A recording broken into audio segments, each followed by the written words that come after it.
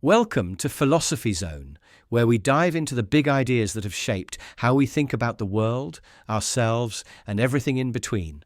Today, we're stepping into the ancient world to explore the metaphysics of Aristotle, one of the most influential thinkers in history.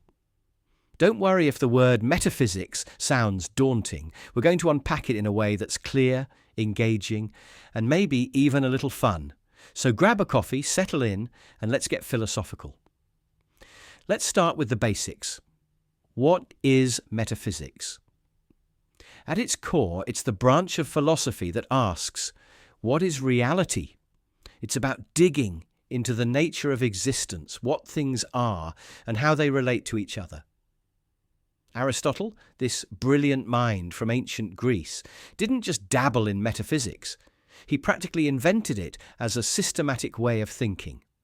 His ideas are like the foundation stones of Western philosophy, and even today they influence how we understand the world. Aristotle was a student of Plato, but he wasn't the kind of guy who just nodded along with his teacher. He had his own way of seeing things, grounded in observation and logic. While Plato was all about eternal, perfect forms existing in some higher realm, Aristotle was more down to earth. He wanted to understand the world we actually live in, the messy physical one we can see, touch, and smell. His metaphysics is about making sense of that world, not escaping it. So let's dive into Aristotle's big question. What does it mean for something to exist? For Aristotle, everything that exists is a combination of two things, substance and form. Now, don't let those words scare you. They're simpler than they sound. Imagine a wooden table. The substance is the wood itself, the raw material. The form is what makes it a table, its shape, its function, the way it's put together. Without the wood, you've got no table. Without the form, you've just got a pile of wood. Together they make something real, something that exists in the world. This idea of substance and form is central to Aristotle's metaphysics. He called it hylomorphism, a fancy word, but it just means matter plus form. Everything around us, from trees to dogs to people, is a mix of matter and the specific form that makes it what it is. It's like a recipe. You need the ingredients, matter, and the instructions, form, to get the final dish. But Aristotle didn't stop there. He wanted to know why things exist the way they do. Why does a seed grow into an oak tree and not, say, a rose bush? His answer lies in what he called the four causes. This is one of his most brilliant ideas, and it's surprisingly straightforward once you break it down. The four causes are Aristotle's way of explaining why something is the way it is. Let's use that wooden table again as an example.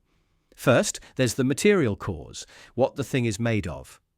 For the table, that's the wood. Simple enough.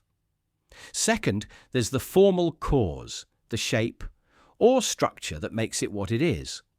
For the table, it's the flat surface, the legs, the design that says, I'm a table, not a chair.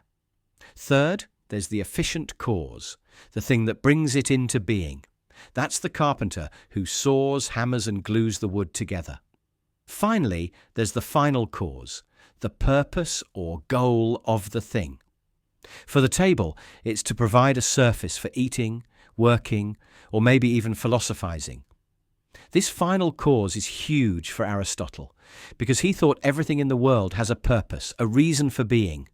This idea of purpose, or telos, as Aristotle called it, is where his metaphysics gets really exciting. He believed that everything, plants, animals, humans, even the universe itself, has a built-in goal it's striving toward. An acorn's telos is to become an oak tree. A puppy's telos is to grow into a dog. For humans, Aristotle thought our telos is to live a life of reason and virtue, to flourish by using our unique ability to think and make moral choices. This isn't just abstract philosophy. It's a way of seeing the world as full of meaning and direction. Now, let's pause for a second and think about how different this is from how we often see the world today. In modern science, we tend to explain things in terms of physical laws, gravity, chemistry, biology. Purpose doesn't always come into it. If you ask a scientist why an acorn grows into an oak tree, they'll talk about DNA, sunlight, and soil nutrients. Aristotle would agree that those things matter, they're part of the material cause. But he'd say there's more to it. The acorn is meant to become an oak tree. It's got a kind of inner drive, a purpose that guides its growth. That's a perspective that can feel almost poetic compared to our modern mechanical view of the universe. Let's take this a step further and talk about how Aristotle applied these ideas to the big picture, the cosmos itself. For Aristotle, the universe was a kind of giant interconnected system. Everything in it, from the smallest pebble to the stars in the sky, was organized according to these principles of matter, form, and purpose. At the top of this cosmic hierarchy was what he called the unmoved mover. This is where Aristotle's metaphysics gets a bit mystical, but stick with me, it's worth it. The unmoved mover is Aristotle's way of explaining why the universe keeps moving, why everything is in motion. Planets orbit, seasons change, living things grow and die. But what keeps it all going? Aristotle said there has to be something that causes all this motion without being moved itself. Something eternal, perfect and unchanging. He called it the unmoved mover. And he thought of it as pure thought, pure being. It doesn't move because it doesn't need to. It's already perfect. Everything else in the universe is drawn toward it, like moths to a flame, because it represents the ultimate purpose, the ultimate good. Now, if you're thinking, wait, is this God? You're not alone. A lot of people, especially later philosophers and theologians, saw Aristotle's unmoved mover as a kind of divine being. Aristotle himself didn't exactly call it God in the way we might think of it today, but he did see it as the ultimate source of everything. It's the reason the universe has order and purpose, the reason things keep striving toward their telos. Let's bring this back to something more grounded. What does Aristotle's metaphysics mean for us today? Well, think about how we live our lives. We're always chasing goals, getting a degree, building a career, starting a family, or even just trying to be a better person. Aristotle would say that's our telos at work. We're wired to seek purpose, to strive for something more. His ideas remind us to ask, what's my purpose? What am I striving for? And are those goals helping me flourish as a human being? At the same time, Aristotle's metaphysics challenges us to look at the world with fresh eyes. Next time you're out for a walk, look at a tree or a bird or even a rock. Think about its matter, its form, its purpose. That tree isn't just a bunch of cells. It's a living thing with a telos, striving to grow and thrive. That perspective can make the world feel a little more alive, a little more meaningful. Of course, Aristotle's ideas aren't without their critics. Some modern philosophers argue that this idea of purpose in nature doesn't hold up. Science has shown us a universe that operates on chance and physical laws, not some grand cosmic plan. And the unmoved mover. To some, it feels like a leap, a way to tie up loose ends in a system that doesn't need it.